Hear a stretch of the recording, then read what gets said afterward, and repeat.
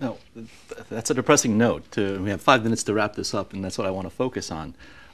Is this intersection? We now have not only the groupthink and the bureaucratic momentum, the sheer size of the Pentagon, and the way we waged war, combined with the viciousness of our domestic politics now. We're in election season, silly season. The kinds of smears and negative ads, attacks that go on back and forth makes it very difficult for legislators who are concerned first and foremost with getting reelected, with dealing with serious problems, and the most serious problems are the ones that very often have counterintuitive solutions, right, that are difficult to communicate to the electorate. One of my favorite philosophers, Bart Simpson, right, runs for class president in one of the episodes, and he begins by attacking his opponent in a speech, and he says, "My opponent says there are no easy answers. Well, I say he's not looking hard enough." And that, in a nutshell, is kind of the problem we have with domestic politics today, that they're playing to the lowest common denominator. The knee-jerk solutions are the ones that the electorate, they think, will understand the easiest, and that'll get you the most votes. But the counterintuitive solutions, having a rational discussion, is complicated, and you'll be attacked by your adversaries.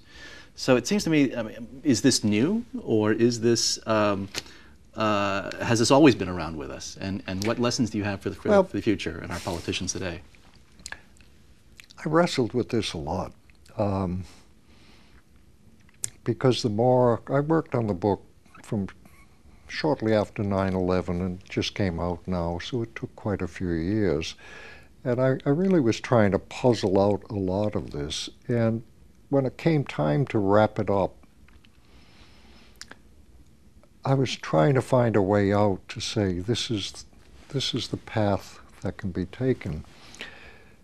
And I couldn't find it because the concepts that kept coming back to me were words like pathologies of an institutional nature, pathologies of a political nature, or dysfunction, if you want a plainer word.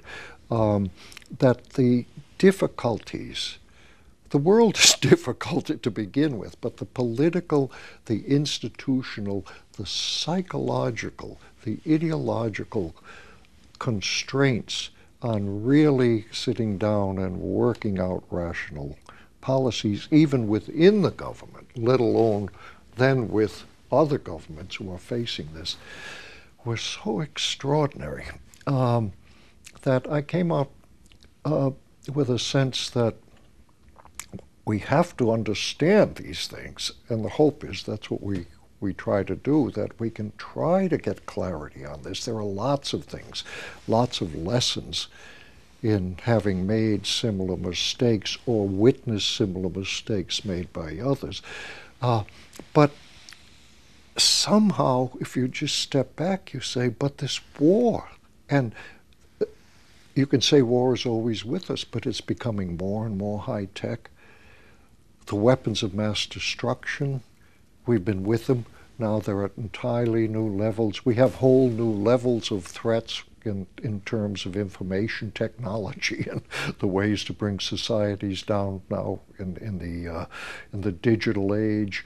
And the basic passions, I actually tried to understand, and I did this a lot with the atomic bombs. Why were the bombs dropped? And it drew me into many areas. The love of violence. There is a love of violence. There is a sense of beauty in violence. There is the drive to make a better and better weapon. You know, I'm associated with MIT, and I became sensitive to the concept of sweetness, scientific sweetness, technocratic sweetness, because this is a phrase that the Manhattan Project people use. Why did you make the bomb? Well, we wanted to win the war, but it was such a sweet, this is their word, not mine, problem. Why do you want to make a hydrogen bomb when you've got an atomic bomb? Because the problems are so fascinating and challenging. And then you get the machinery behind this, and the machinery takes on a life of its own. And then the machinery becomes so complex that you get into your turf wars and your individual prerogatives. And then you get the political pressure. there was enormous, one of the reasons we dropped the bombs was because they believed it would end the war quickly. I wrestle with this. I believe that. I don't refute that argument. But that's not the only reason. Mm-hmm. Yes. There were many reasons we dropped the bomb, and another one was politically.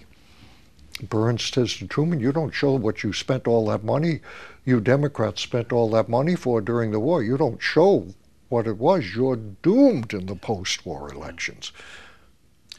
Well, unfortunately, we're out of time, and we've barely dented this book. And one of the things that really impressed me was not just the number of parallels between these two long, painful wars fought by two different generations now, but the depth and the breadth of those parallels, and also some important differences. And so I think this, I hope this becomes required reading at our service academies, and certainly by our elected officials who have to deal with issues of war and peace. But I just want to thank you for writing this book, and thank you for so much taking this opportunity to talk with us. A chance to chat with you. Thank you.